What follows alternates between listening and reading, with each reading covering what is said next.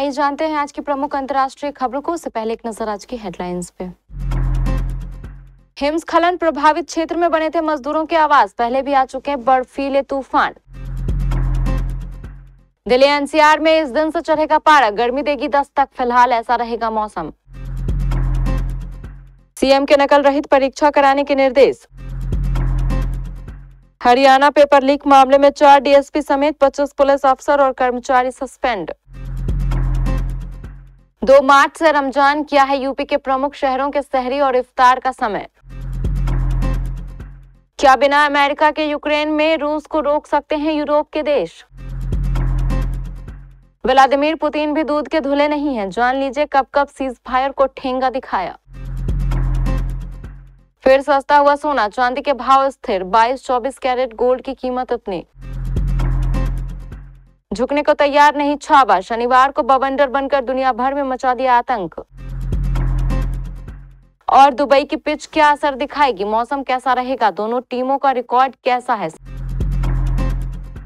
माना गांव से करीब 3 किलोमीटर आगे माना पास में सुबह 6 बजे हिमस्खलन हो गया, जिसके चपेट में वहां पर निवास कर रहे 55 श्रमिक आ गए। सेना और आईटीबीपी ने 2 दिन से यहां रेस्क्यू अभियान चलाकर अधिकांश श्रमिकों को सुरक्षित निकाल लिया है। माना गांव के पास हिमस्खलन की घटना के बाद अब सवाल खड़े हो रहे हैं कि आखिर मजदूरों के आवास ऐसी जगह पर क्यों बनाए गए जहाँ हिमस्खलन प्रभावित हो रहा है। इस क्षेत्र में पूर्व में भी कई हिमस्खलन की घटनाएं हो चुकी हैं। शुक्रवार सुबह माना गांव से करीब 3 किलोमीटर आगे माना पास में सुबह 6 बजे हिमस्खलन हो गया, जिसके चपेट में वहां पर निवास कर रहे 55 श्रमिक आ गए। सेना और आईटीबीपी ने 2 दिन से यहां रेस्क्यू अभियान चलाकर अधिकांश श्रमिकों को सुरक्षित निकाल लिया है, लेकिन अब बीआरओ की कार्यदायी संस्था बॉर्डर रोड ऑर्गेनाइजेशन की कार्यशैली पर सवाल खड़े हो रहे हैं।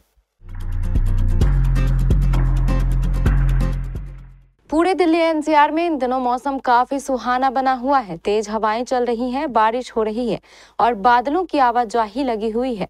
दिल्ली एनसीआर में लगातार बारिश का सिलसिला जारी है। रुक रुक कर हल्की बारिश लगातार हो रही है तो और 20 से 40 किलोमीटर प्रति घंटे की रफ्तार से तेज हवाएं भी चल रही हैं।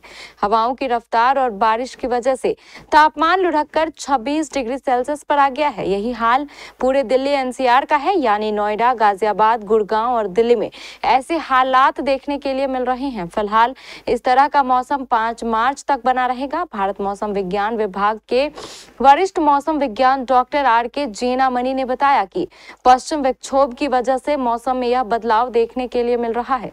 मौसम काफी सुहाना हो गया है और मौसम में हल्की ठंड भी देखने के लिए मिल रही है। हरियाणा विद्यालय शिक्षा बोर्ड भिवानी की ओर से 10वीं और 12वीं की परीक्षा कराई जा रही है। ये परीक्षा नकल रहित और पारदर्शी तरीके से होनी चाहिए। शनिवार को मुख्यमंत्री नायाब सिंह सैनी ने शनिवार को चंडीगढ़ से आयोजित वीसी के माध्यम से डीसी और एसपी के साथ संबंधित को आवश्यक निर्देश दिए। मुख्यमंत्री नायाब सिंह सैनी ने कहा कि नकल रहित और पारदर्शी तरीके से परीक्षा हो, इसको ध्यान में रखते हुए सभी पुख्ता प्रबंध होने चाहिए। यदि किसी केंद्र पर अतिरिक्त पुलिस की तैनाती की आवश्यकता है तो पुलिस अधीक्षक वहां पर अतिरिक्त पुलिस की तैनाती करना सुनिश्चित करें। धारा 144 की पालना सुनिश्चित होनी चाहिए। उन्होंने यह भी कहा कि यदि किसी परीक्षा केंद्र पर नकल होने की शिकायत रहती है तो उस परीक्षा केंद्र को रद्द किया जाएगा। हरियाणा बोर्ड परीक्षा में पेपर लीक के मामले को लेकर प्रदेश के मुख्यमंत्री नायाब सिंह सैनी ने सख्त रुख अपनाया है।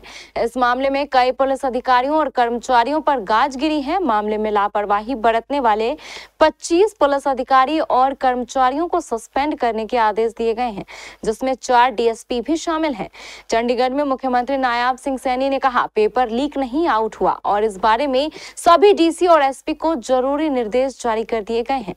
4 बाहरी व्यक्तियों और 8 पेपर देने वाले बच्चों पर एफआईआर हुई है। मामले में लापरवाही बरतने वाले 25 पुलिस अधिकारी और कर्मचारियों को सस्पेंड करने के आदेश दिए हैं, जिसमें 4 डीएसपी और 3 एसएचओ शामिल है। इस्लामिक कैलेंडर के अनुसार मुस्लिम भारत में रमजान का पवित्र महीना 2 मार्च रविवार से शुरू हो रहा है। रविवार के दिन से ही रोजा रखा जाएगा। मुस्लिम समुदाय के लिए रमजान एक पवित्र महीना है जिसमें पूरे माह रोजा रखते हैं और अल्लाह की इबादत करते हैं।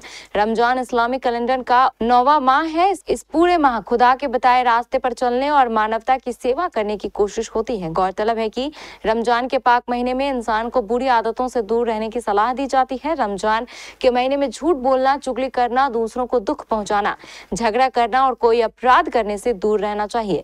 रोजे के दौरान कुछ खाने के अलावा सिगरेट, तंबाकू आदि के सेवन करने से भी रोजा टूट जाता है। रमजान के महीने में कोई भी गलत काम नहीं करना चाहिए। इसके साथ ही इस महीने पूरी तरह से पाक रहना होता है।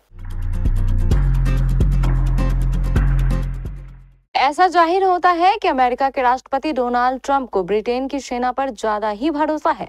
शायद इतना भरोसा तो शायद ब्रिटेन की सेना के अधिकारियों या पूर्व सैन्य अधिकारियों को भी नहीं है। डोनाल्ड ट्रंप जब ब्रिटेन के प्रधानमंत्री कीयर स्टारमर के साथ प्रेस कॉन्फ्रेंस कर रहे थे तो उनसे यूक्रेन की सुरक्षा को लेकर अमेरिका की गारंटी के बारे में सवाल किया गया। जिस जवाब में उन्होंने कहा, ब्रिटेन के पास काबिल सैनिक हैं और अद्भुत सेना है, वो अपनी सुरक्षा खुद कर सकते हैं। क्या ब्रिटेन की सेना रूस का मुकाबला करेगी? इस सवाल का जवाब ट्रंप ने नहीं दिया। बीते दिनों यूक्रेन के राष्ट्रपति व्लादिमीर जेलेंस्की के अमेरिका दौरे के दौरान राष्ट्रपति डोनाल्ड ट्रंप के साथ मीटिंग में पैदा हुई तानातनी के बाद रूस यूक्रेन के जंग के थमने की संभावना पर फिलहाल संकट के बादल छा गए हैं। इस मीटिंग में राष्ट्रपति ट्रंप ने जेलेंस्की से सीधे तौर पर कहा कि वह रूस के साथ शांति समझौते के लिए तैयार रहें, लेकिन जेलेंस्की ने रूस के रवैये पर सवाल उठाया। उन्होंने कहा कि रूस पर भरोसा नहीं किया जा सकता। इसी कारण राष्ट्रपति ट्रंप उन पर भड़क गए। जेलेंस्की ने रूस और उसके राष्ट्रपति व्लादिमीर पुतिन के बारे में जो ये बात कही है उसमें काफी हद तक सच्चाई भी दिखती है। 1990 के दशक में शीत युद्ध खत्म होने और सोवियत संघ की जगह रूस के निर्माण के बाद से कई ऐसे मौके आए जब यह स्पष्ट हुआ कि रूसी राष्ट्रपति पुतिन भी दूध के धुले नहीं है। रूस यूक्रेन जंग के 3 साल हो चुके हैं। दुनिया भर में इस युद्ध को समाप्त कराने के तरीके पर चर्चा हो रही है। कुछ जानकारों का तर्क है कि यूक्रेन यह युद्ध जीत नहीं सकता। कुछ का कहना है कि यूक्रेन को दी जा रही अमेरिकी और पश्चिमी देशों की सहायता बहुत महंगी है। लग्न का सीजन चल रहा है, ऐसे में सोने व चांदी की डिमांड बढ़ गई है। अगर आप सोने और चांदी के गहने बनाने का प्लान कर रहे हैं तो एक बार यहां रेट जरूर चेक कर लें। झारखंड की राजधानी रांची के सर्राफा बाजार में आज 22 कैरेट प्रति 10 ग्राम सोने की कीमत 81,200 रुपए और 24 कैरेट प्रति 10 ग्राम सोने का भाव 85,260 रुपए दर्ज किया गया है।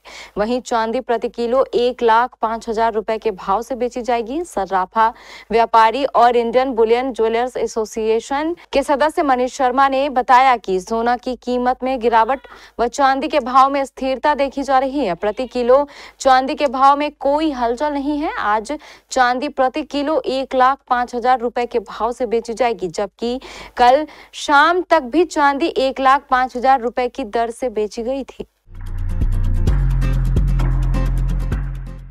लक्ष्मण उतेकर के निर्देशन में बनी फिल्म छावा के तो क्या ही कहने। जब से छत्रपति संभाजी महाराज पर आधारित यह फिल्म रिलीज हुई है तभी से इसने बड़ी बड़ी फिल्मों की नाकों के नीचे से उनके रिकॉर्ड तोड़ दिए और धीरे धीरे बड़े बड़े सुपरस्टार्स की ब्लॉकबस्टर फिल्मों को पछाड़ते हुए नंबर 1 की कुर्सी हथियाने के फिराक में आगे बढ़ रहा है। विकी कौशल स्टारर छावा की कहानी दर्शकों के दिल को छू गई है। यही वजह है कि 2 हफ्ते के बाद भी लोग सिनेमा घरों में आकर इस फिल्म का आनंद ले रहे हैं। बात सिर्फ भारतीय जनता की नहीं बल्कि विदेशों में भी छावा का राज चल रहा है।